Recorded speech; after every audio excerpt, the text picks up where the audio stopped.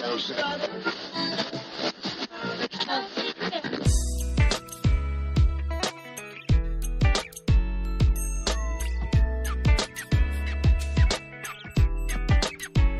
everybody, and welcome to the Pre-Accident Podcast. I am your super duper deluxe host for today. My name's Todd Conklin, and I'm super glad you're here. This one's fun. This one was just, I think you're going to like it, actually. This one, there's a long story behind this podcast. We don't have a long story time, so I'll have to tell you the short version of the long story. But suffice it to say, I was speaking at a meeting, and this guy gets up, looks fine, everything looks great, meeting's good, chair's comfortable, plenty of donuts, the things I judge the quality of a meeting on. And he starts to show his PowerPoint slides, and they're Legos. And they're Lego people, little Lego ambulance drivers and little Lego firemen and little Lego fire trucks and emergency vehicles and crisis managers. And I'm just enwrapped. I mean, just completely focused on these cool photos. And you can find these on the web. In fact, I'll give you some information either in the notes for this podcast or at the end of the podcast so you can go out and look at them. But they're the most clever photographs. They're black and white, and he uses them as the background of his PowerPoint, and he's clearly taken them. Well, I mean, it's not clear. They're incredibly professionally done. Maybe he hired a guy to come and take them. But he's taken them from kind of a low angle, and they're just amazing. I mean, they're just amazing. And then he started talking, and he blew me away because he had so much to say about complexity and safety and reliability and operations. And he was coming at it from the vantage point, from the eyes of a crisis manager. And he built this theme that ran through his presentation around classical music and conductors. So right now, you must be in your car or jogging or walking or wherever you listen to podcasts, and I'm sure it's a cool place. Some of you probably don't have pants on. Just saying that, right? And you're thinking, well, it was like that. I mean, you just couldn't not watch it. And the fact that he was using classical music and Legos is already kind of a crazy juxtaposition. But what was so cool about it is what he talked about really fit the world in which we live. And that is kind of the background of today's podcast. Now, the guy's name is Bert Brugghemans. I think I said that right. I'm pretty sure that's right. I practiced it a bunch of times. And Bert is the Director of Operations at Antwerp Fire and Safety Region in Belgium. So if you've flown into Brussels, or if you've flown into Amsterdam, or if you've been in that part of the world, Antwerp is a really pretty famous kind of industrial. I mean, it's in Belgium, so it's beautiful, but it's a lot of things go on there. And it's been historically a very important port, and it's been very important for industry, and it's a really special place for people who think about things like workplace safety, safety culture, reliability, high reliability, all the stuff we think about, because so many things coexist in the same place. And it's quite remarkable because Bert got involved with the university there, and we'll talk more about this because there's so much more there. And he started really digging into some of our side of the house information as it relates to crisis response, to capacity to manage a crisis. And you're going to hear him talk about it. In fact, I try to push him pretty hard to talk about it. And he told me that all his stuff is open and available, and he welcomes the opportunity to talk to any of us. He's got a book out. Unfortunately, it's not in English. So unless you're really good at multilingual book reading, it may not be the best thing in the world for us. But he talks about that book a lot, and that's pretty cool. Other than that, this podcast is going to be fun. Life is grand for me. I'm just getting ready to head out on a big trip, so I'm packing everything. And you know how that is, last-minute junk and putting everything in the suitcase. And you think, I don't really need this much. I won't wear this much, but I'll take it. And you know how all that goes. And, we're just kind of rocketing into winter. It's just happening. That's the fall is falling and winter's coming. And, we get to do it all again. And it's going to be fun. I promise you that much. Without much further ado, let's just head right into this podcast. I think it's worth getting to. I can't even wait for you to hear how the podcast began. The beginning of this podcast is maybe the best opening to a podcast ever known to mankind, and you'll see why almost immediately. So without any further ado, sit back and relax. You're going to have about 27 minutes of Bert Brugghemans' discussion on crisis, reliability, and the ability to coordinate by conducting an orchestra full of capacity. So here we go. Here's Bert. Yeah.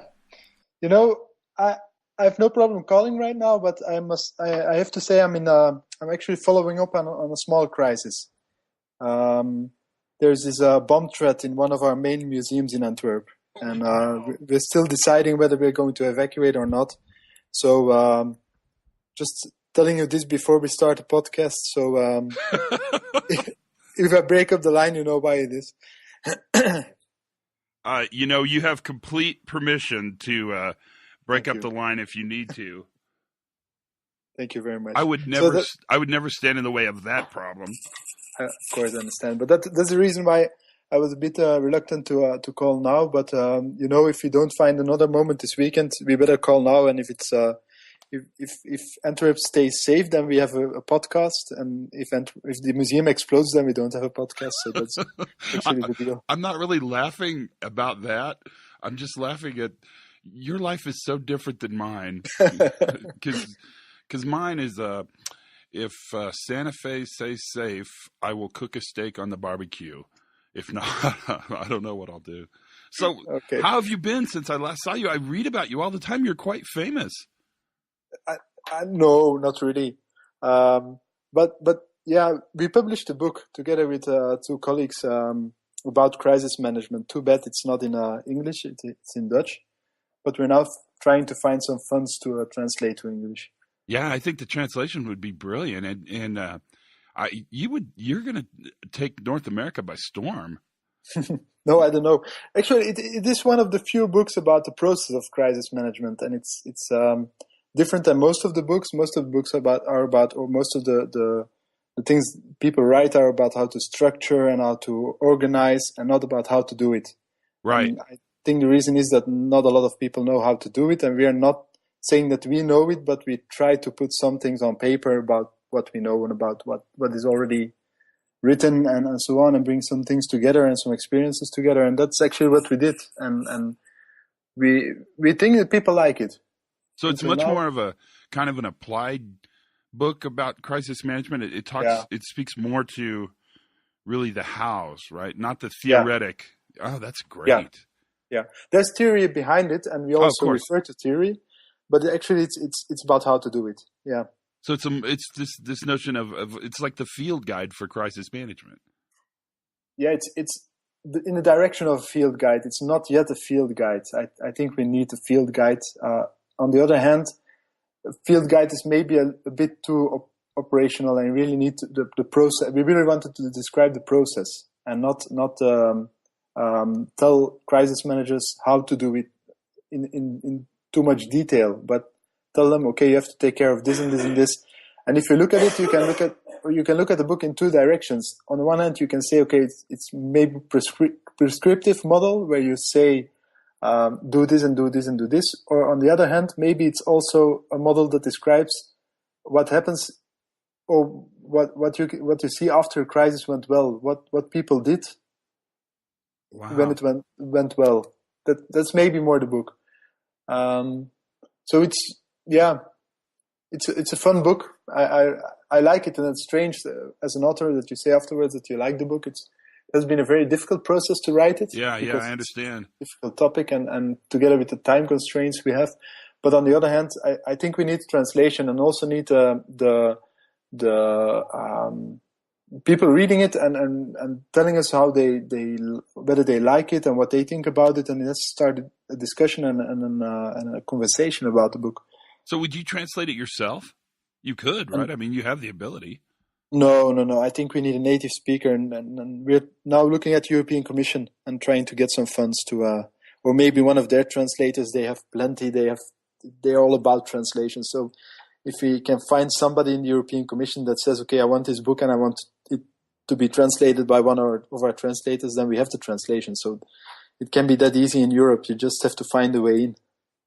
Brilliant. Right. So tell me, kind of introduce yourself. Tell me your history and what you do and how you got to where you are now, and then talk about where you are now. Okay. Please. So my background is I'm a firefighter. I actually always have been a firefighter. I grew up in the fire station. My dad, he was also a chief and the chief of a local fire service. So when I was 18, I became a firefighter. But I knew from the first moment that staying a firefighter or basic firefighter was not my ambition. So I also went to university, got a master's degree, and got a chance to start in Antwerp as a fire officer. And since 2007, I started in Antwerp, and then I focused mainly on crisis management and how to be a good crisis leader. And that's what I've been doing, or that has been my job until now. I progressed in the fire service. I was first, they call it a watch manager, so you're responsible for the whole crew in Antwerp. And then afterwards I became an area manager, which means I was responsible for 1/3 of Antwerp, for all the fire service in Antwerp, this part of Antwerp. And now I'm a director of operations, which means I'm responsible for all our operations and everything we do on the field and how we prepare for it. Amazing. And what got you interested in thinking about sort of this new view stuff, this high reliability, this sort of different approach to understanding crisis management and safety and reliability and all those things? Yeah, for me it started with the insight, or the maybe more with a question. I was wondering, we're doing a lot of exercises and drills and big crisis exercises, and every time afterwards we say the communication was a problem, and it's always about communication. And I was thinking, I'm now hearing this for 15 years. Communication is going bad. Communication was not okay. And I talked to my dad about it, and he said, "Oh, it was like that in my early years. It's never has been different. It's always communication." And I started to work on this concept of communication, and the first thing I saw is that it's really like a container. This communication message, it can be real communication, like you haven't been following social media and you haven't been communicating on social media, but it always also can be information management. You don't manage your information very well. And then it also can be leadership. You don't translate your message very well, and you don't succeed in telling your people what you want to do in this crisis. So everything was communication. And the first insight I got was, if we keep calling it communication and the communication didn't go well and so on, then we are never going to be able to solve the problem, because we don't define the problem very well. And so I started working on this, and my first focus was information management.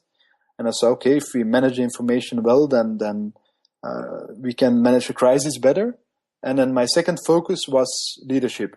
And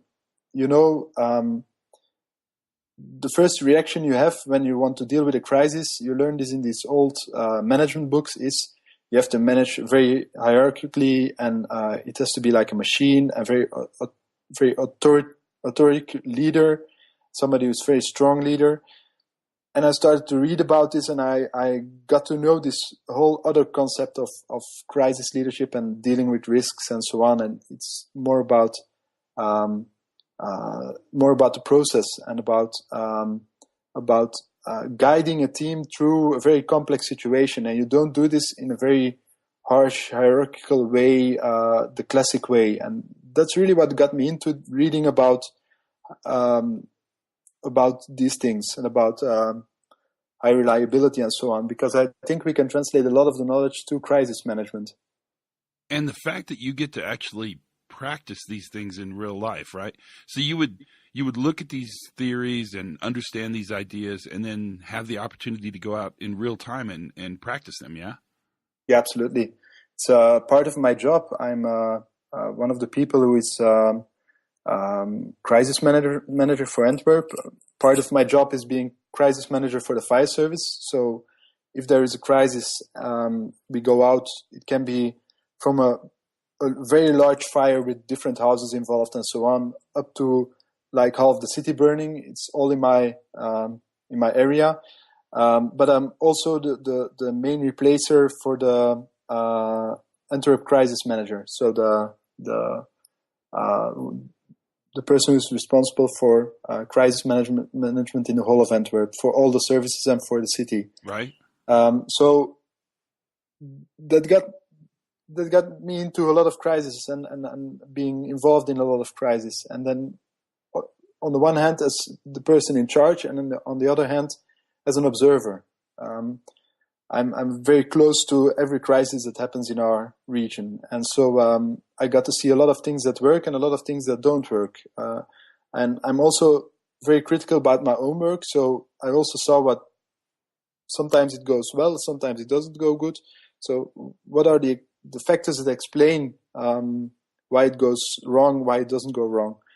And so by doing a lot of crises, you learn a lot about them, and you see that these classical theories, they're not really the solution for the problems we already have for 40, 50 years. If you had sort of one thing, so let's imagine, so a whole bunch of people would be listening to this, Bert, like pilots and doctors and nurses and safety people and crisis people and firefighters and a whole bunch of people listen. If you had one sort of hint to tell them, one way to sort of start approaching their work by appreciating this notion of complexity and the fact that hierarchical linear systems aren't oftentimes the right way to move through crisis, what would you tell them? Kind of a hard question. Sorry. Yeah, it is a hard question because it depends on whether you're talking about leadership, or whether you're talking about the crisis as a whole. But as a leader, I think in leadership, the first thing you have to question yourself is, what is the team I'm leading? And in most cases, in a crisis, you will see that the team consists of experts. You will have a team of experts, and you have to treat them like experts. And in my presentation in Amsterdam, I try to show this by using the example of conductors. And you have different types of conductors. And so conductors, very typically, they also work with a group of experts. All these top musicians with their violins and their pianos and so on. I can't play music, but I'm very impressed about what they do with the instrument.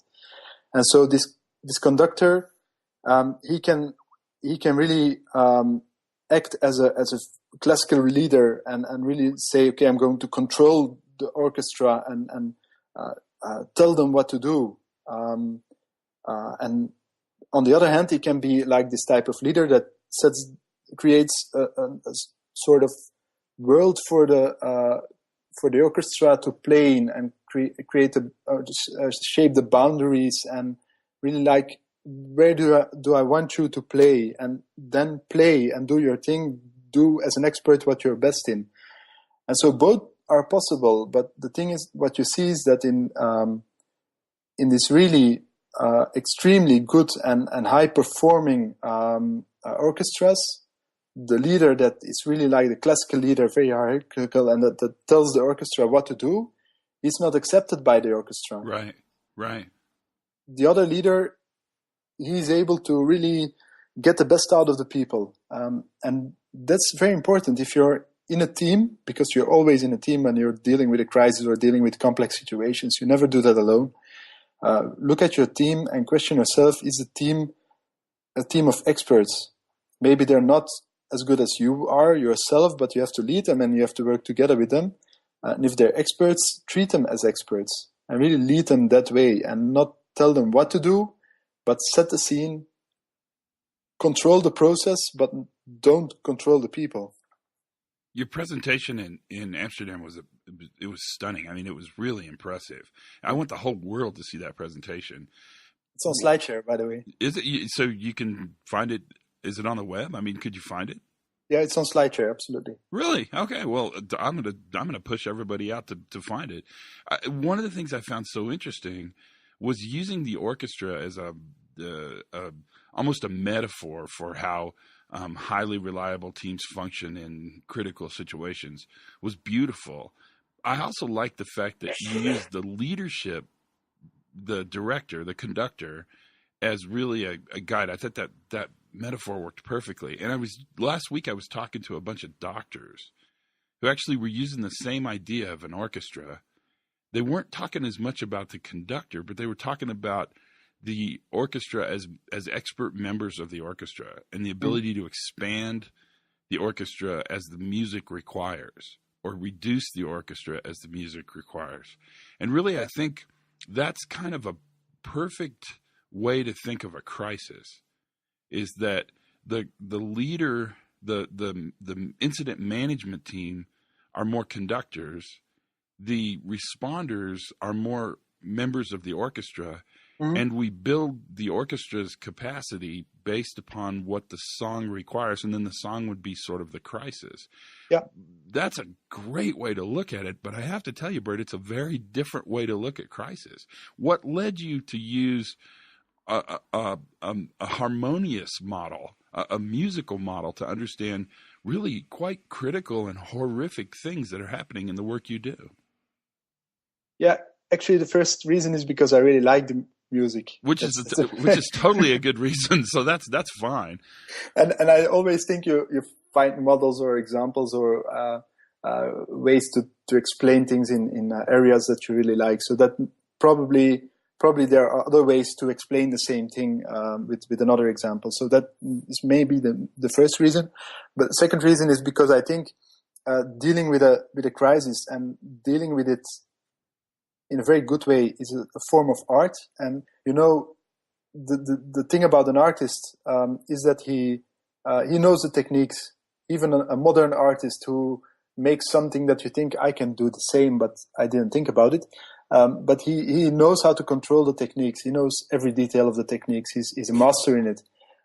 On the other hand, he knows how to set himself above the techniques and do things with it that we as ordinary people don't think about. And I think becoming a master in crisis management, and I really mean somebody who's very good at crisis management, is a bit like that.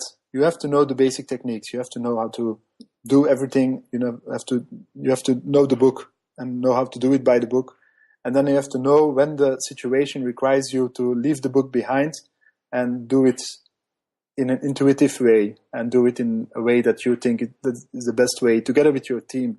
And I hear you. That's probably the reason why I use the metaphor of the orchestra. Sorry. It's such a great, and I hear what you're saying, that you have to have the technical basis in order to really move to the improvisational basis. I get that. But what I think is remarkable about what you've done, and you just said it, is you've taken what I think has traditionally been considered a technical skill, incident command, crisis management. That's a technical skill. There is a book, and we follow the book. We do it by the book. Yeah. And you've actually introduced into the conversation in a big way, a very successful way, the fact that it's much more artistic, and the nuances are based really upon what the crisis demands, how the music is written for you, I guess. Because the conductor doesn't normally write the music. The conductor deals with the music that he has, but he does it in a way that finesses it and makes it impressive. That's crazy cool. That's why it's the best podcast ever. You are the best. Okay. You're probably going to win a prize. And so far, nothing in Antwerp has blown up, so we're still talking. I feel like that's a good thing, isn't it? Absolutely. I think there is a very important difference between the orchestra and crisis management, and I also talked about this in my presentation. It's the fact that I say you have to make Pareto your best friend, and Pareto is the one who said you can have 80% of the results with 20% of the effort. I think members of an orchestra will not agree with me if they are going for the 100% results, and they will train and practice a lot for that. During a crisis, I think we have to be able to be happy with 20% of the results and do only 20% of the effort, so we can do a lot more and get 80% of the results. So that's something I think as a crisis manager, perfection is your enemy. You have to try to do your job as good as possible. Of course, you have to try to be perfect in your job as a whole, but you have to be able to do some parts of your job only for 80% perfect in order to reach the best result. It's like with triage. If a doctor goes to a disaster and there are a lot of victims, he doesn't want to save everybody. He wants to save as many people as possible, and that means sometimes leaving one behind and saying, okay, I'm not going to save you, but I'm going to save 10 others because I don't spend my time saving you. So those are difficult decisions. And that's maybe the main difference between between this metaphor and crisis management. Yeah, and I hear you on that one. So what are you thinking? What's ahead? What's in the future? Where's your thinking leading you now? I think in crisis management, I think dealing with this new concept of crisis leadership, and there are some people writing about it, and there are a lot of people inspiring me on this.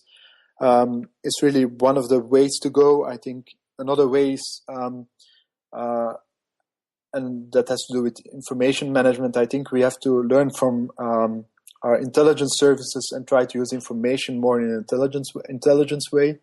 I call it crisis intelligence. And I think we really have to use the techniques that the intelligence agencies are using in crisis management, and try to get as much out of the information with as little effort as possible, and really use the information to help us work through the crisis. And maybe you can say it like that. If you're using crisis intelligence, you're deciding on what information, or I'm going to say it another way, crisis intelligence means you're using the information you wanted to have after the crisis.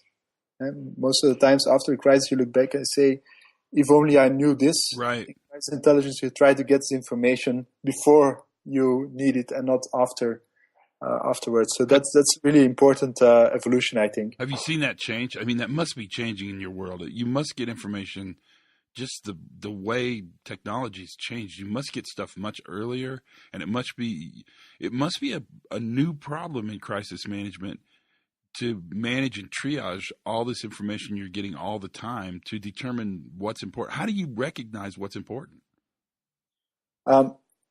It is a completely new challenge. Mainly information from social media. It's all going so fast nowadays, and you have to use the information. It's just a way of doing your job in a very good way. Is using information from all the sources you can get, and social media is one of them.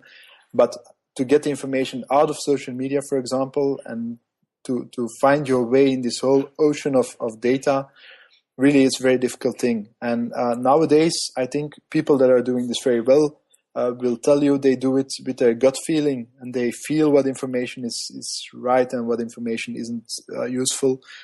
I think we're only at this stage of some experts know in their gut feeling what is good information, and we're really not at the point where we can say, okay, we have automatic systems that get the right information out for us, and we know how to teach this to people. It's very difficult.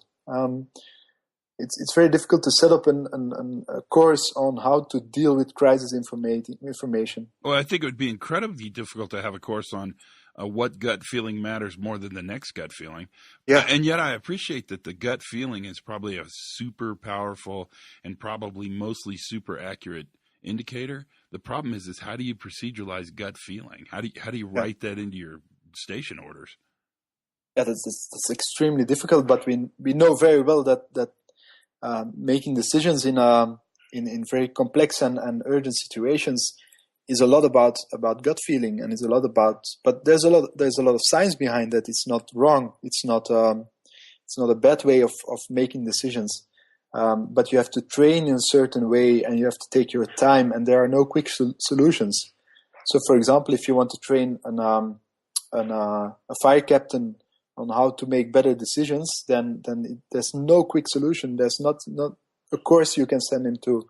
You can do a lot to improve his decision making, but not one specific thing on a very short time and so on and so on. So it's really a very difficult exercise. And the same goes for people who are dealing with crisis and with crisis information. I think there are no quick fixes, and you have to take your time, practice a lot, practice in a very good way. For example, make sure that your exercises give you a very quick and valid feedback. Do a lot of after-action reviews. Those kind of things you can do, but that's not a quick solution. Right. How important is that after action? How important is post-job, post-crisis learning? I think it's extremely important. After action learning, and mainly in our area, the very quick and immediate feedback is extremely important for your learning process. We use an after action review we got from, with a technique we got from the US Army. So we try to do it like they do it, and that gives you very, very quick feedback. But the disadvantage is that to create a safe environment to learn, you can't let a lot of information go out of the team. So you can't say, okay, we're going to make a presentation afterwards about this after action review and then explain what we did wrong. To create a safe learning environment, you have to guarantee to the team that everything stays inside of the team unless they decide that they want to tell it to the rest of the world. And so that's the difficulty with after action reviews, that they don't create like this structural organizational learning. On the other hand, if everybody does it and everybody does it every time, then you create a new type of learning. It's more like an individual or team learning, and it doesn't spread to the other teams. But after a time, and if everybody does the same, then you get a learning process in your organization, and I think that's important. But the difficulty is that, or the problem is that you don't, if you learn a lesson and the team decides they don't want to share it with other teams, then the other team can make the same mistake. So that's still difficult to deal with. And I think that's a really interesting challenge for us at a bunch of levels. Man, this has been great, Bert. You've been amazing. Did we miss anything? Should I have asked you anything? Yeah. The last thing maybe I want to say is never waste a good crisis. It's bit connected to the last part we talked about, but you can only learn how to become a good crisis leader by learning a lot from every incident you get and trying to be very introspective. And what did I do? What did my team do? How did this go? And even if the result is bad, maybe your work was good, and the other way around. So be very critical about yourself, but also celebrate if you did good. So never waste a good crisis. That's maybe a good message to end this podcast. That's a perfect message. Man, I can't even thank you. I knew you'd be, I was so excited. Yeah, I was just blown away by your presentation. I knew you'd be great on this podcast. Can people contact you? Are you open for conversations? Of course, no problem. Excellent. Absolutely. I guess in your information about this podcast, you can put my contact data, no problem. Okay, I'll be glad to do that, and I think that'd be a great thing for people to have. You're my new friend in crisis management. I was just blown away by just everything about you was just amazing, and it was a great podcast. Thank you, and it wasn't very painful, was it? No, absolutely not. Absolutely. And by the way, Todd, I was also very impressed by your presentation. So I really liked it in Amsterdam. It was a very good day for me. It was. I agree. It was a really good day. I really learned a lot, and it was. And also the presentation by Sydney, and he also has been on a podcast with you. It was really great. So it was a very good day. I learned a lot, and I was very happy to be there and speak to you guys. The pleasure was ours. It was mutual, I guess. That's perfect. Thank you, my friend. Thank you so much. Now go and see if there's something bad happening in the museum, but let's hope there's not. I'm hoping that it's going to be a big old nothing. It was somebody left a bag somewhere, and there you go. It will be okay. Okay. Thank you, my friend. Todd, see you later. Appreciate it. Thank you. Bye. Bye-bye. There you go, my friends. That is the Pre-Accident Podcast. That's the interview with Bert. Isn't that amazing? I don't even know what to say other than, wasn't that stunning? Wasn't that super interesting? It's it's very, very interesting what Bert has to talk about, and the way he looks at this idea of a conductor and the conductor's culture that he creates for the orchestra, and how you can boss people around or you can sort of entice them into working together, I think fits for a leadership model for sure. It certainly makes sense for a metaphor for crisis management, but I also think it has a lot to do with the way we look at the new view of safety and high reliability. Because what we do is we create a group of people to perform the music, and as the music requires more instruments, we bring more instruments in. So we're constantly conducting an orchestra that is getting larger and smaller, depending on resources and need and time and production. All those things are really important. If you want to contact Bert, I'll give you his email. His email is Bert, Bert at, let me think through this one really quickly. Oh, and it's Bert, B-E-R-T. So Bert, B-E-R-T, at Brugghemans, and that's spelled BRUGGHEMANS.com. And he said he's wide open if you want to talk to him, and send him some love. Tell him how much you appreciated this podcast. It's been fun. This has been a great one, actually. Thanks for your time. Keep listening. It means so much. Subscribe, tell your friends, and rate us, if you would, on iTunes. They tell me that would make a huge difference. I don't know why. I don't really get any of this stuff, but they tell me it does. And I have lots to say about that stuff. Until then, my friends, I want to thank you and remind you, you should learn something new every single day. Have as much fun as you possibly can, and for goodness sakes, be safe.